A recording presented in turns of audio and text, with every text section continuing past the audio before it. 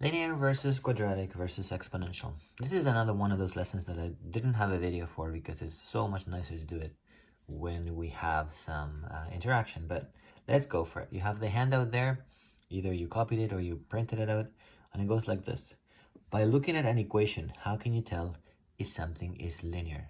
Now, most times people would say, oh, if it's y equals mx plus b, that's linear. But that's not quite right, because if the function is like 3x plus 4y is equal to 12, that is also linear, but it's not that same format. So y equals mx plus b definitely is linear, but that's not the only way. So the way we can tell is that y is going to be to the power of 1 and x is to the power of 1. See how y to the power of 1, x to the power of 1? That will show us, just by looking at an equation, that it's linear. How can you tell that something is quadratic? Well, you would say probably that the x is squared, and that would be true, except that if you think about it on factored form, you have something like x minus 3 and x plus 4, and that is quadratic, but that's not x to the power 2. So we're going to say, when expanded,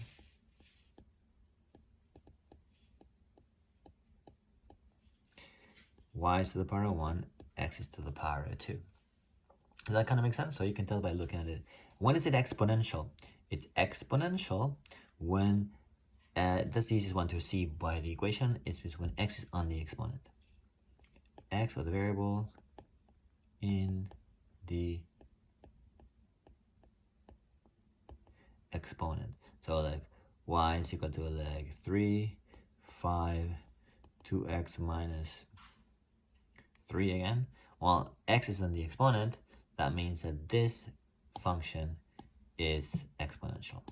Okay, let's go to easier stuff. How can you tell by a graph if the function is linear? Well, it's a straight line. How can you tell by a graph if the function is quadratic? It's going to U-shape up or down. Can it be sideways? No, it cannot.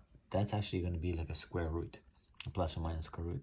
So just a U-shape up, U-shape down, a very specific shape, but we're just going to go with the basic. How can you tell if it's exponential? Well, it's going to have an asymptote, a horizontal asymptote, and it goes either like this and like that, or the one that coming down and it goes closer and closer to the asymptote.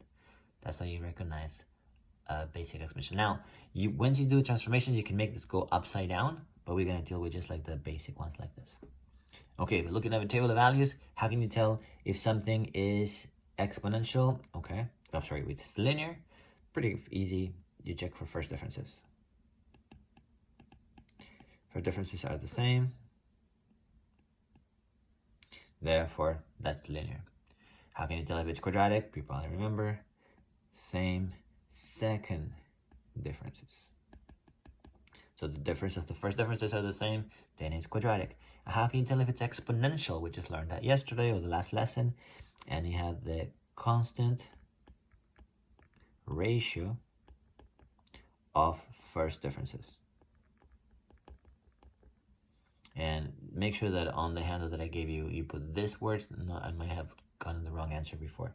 So the constant ratio of the first differences, then that would make it an exponential function just by looking at a table of values.